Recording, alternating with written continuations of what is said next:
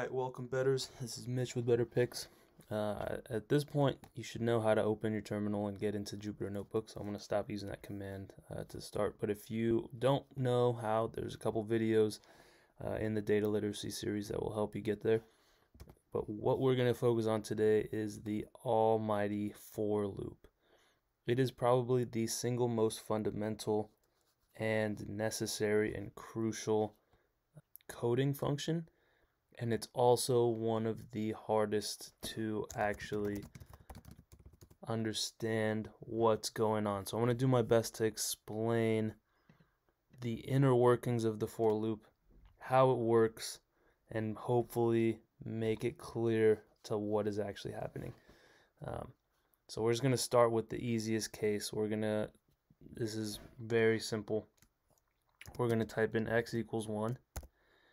And what I'm doing there is, if I say print x, it's going to say x is 1, right? Because I just said x equals 1, print x, and it prints 1. Because x now assumes the role of 1. This is simple.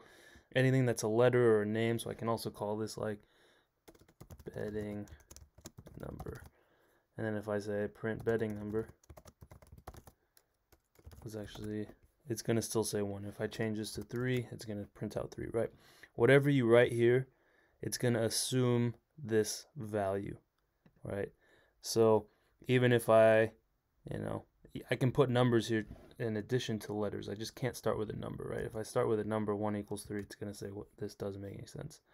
But if I say like x1 equals 3 and I say print x1, it works. Or you can even put like underscores, blah, blah, blah, right? This is just very straightforward. But for now, we're just going to call it x. That's like the typical thing. So we're going to start it at 1. So let's just make sure. And then what we're going to do is, in general, what we can say is, this is the syntax for a for loop. You'll say for, and then you use any letter you want. So we're going to say I in a range of values. So we're going to say between 1 and, let's say, 11. It'll make sense in a sec. We're going to say print x. And so start thinking about what this is going to print before I hit enter. If you don't know anything about a for loop, what it is basically says do something a bunch of times. So if I say for I in range 1 to 11, it's saying pretend I becomes 1, and then it's going to become 2, and then 3, 4, 5, 6, 7, all the way up to 11. And each time you go through this, print out x. So if you guess this at home, when I hit command enter, you're going to actually see the 1 print out what you might think would be 11 times, but actually, if you count it, 1, 2, 3, 4, 5, 6, 7, 8, 9, 10. And the reason it only prints out 10 is because the last number doesn't get counted in Python. Because it's base 0, it applies to the end, so it excludes that last number. So if you want something to happen 10 times at base 0, right? So since I started at 1, I needed to go to 11. If I went to 0 and went to 10, then it would do 10 times. But since I started at 1, it's going to go here. The other thing I'll do is now, so we defined x, so you can see it printed x a bunch of times because x equals 1, so it printed 1 10 times. But now I'm going to print I, and I is being defined in this for loop between 1 and 11. So now start thinking about what this is going to print out, because it's going to start out with 1, then it's going to start out at, then it's going to increment, and it's going to say 2, and it's going to say 3, blah, blah, blah.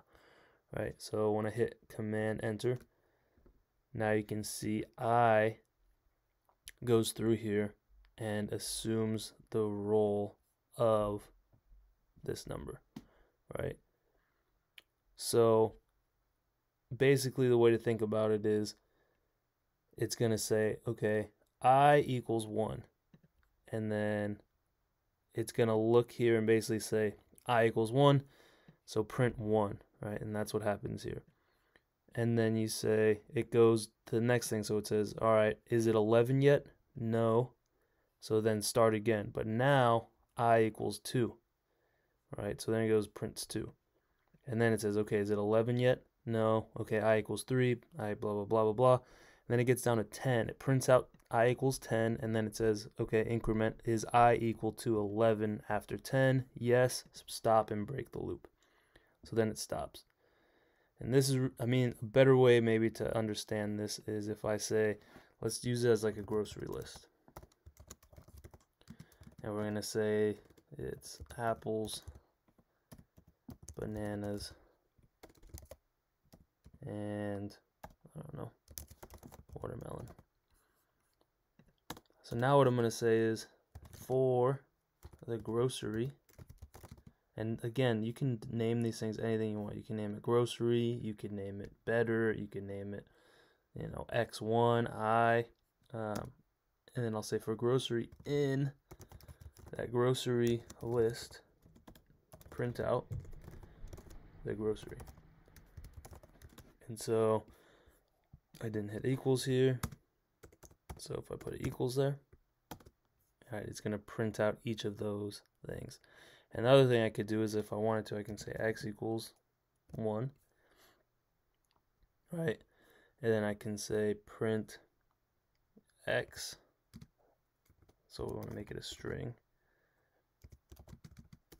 plus grocery. And then I'm going to increment x. And what increment means is that I take that value and I increment it by 1. So I'm basically saying like x is now no longer 1. X is now equal to 1 plus 1. And when it loops again, it's going to say x is 2. X is actually now equal to 2 plus 1, right? So now what we expect, think about it for a sec, what this is going to print. So the first thing I'll tell you is going to print 1. And then I'm actually going to add a space here. So it's going to say 1 apples, 2 bananas, 3 watermelons. And if you don't understand why, I really would hope that you guys will start playing around with for loops to really understand the inner workings of the mechanism here, right? So when I hit Command Enter, that's exactly what we get. We get 1 apples, 2 bananas, 3 watermelon, right? And the reason is because X is changing at each instance of this loop, and we're going through the loop and also grabbing these guys. And then finally what I'll do is I'll also look at, like, for example, let's look at the opponents. So if I want to make a list of the opponents, I'll say I'll just say op equals let's say df opponents, and we can just take a look at what op is just to make sure it's working. And it didn't, and I spelled it wrong, I'm sure. It's opponent, right? And you can see clearly this is a list, right? And so we know we can loop through lists. And so what I'll do actually now is I'll say for I in op, and I'll print out each of these teams, right? So now it prints out each of these teams.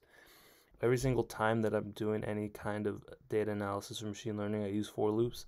So and again, it's like literally web scraping depends on for loops. So if you're not quite understanding this, do everything in your power to understand it. And if you're still not, then I'll make another video going more in depth. I mean, this is a pretty in-depth video. If you Google for loop practice problems Python, like, so I would look at these. Like, this is what we did, right, in our practice. But then something like this, right? Like, how could we possibly print this pattern? Actually, what I'll do is I'll make a video on doing some of these practice problems too. All right, hope this was helpful. Go to the website, check it out. We got our NFL results. We also have data available. And if you're interested in getting the predictions and analytics early, check out the Patreon. Thank you guys, and best of luck with all your bets.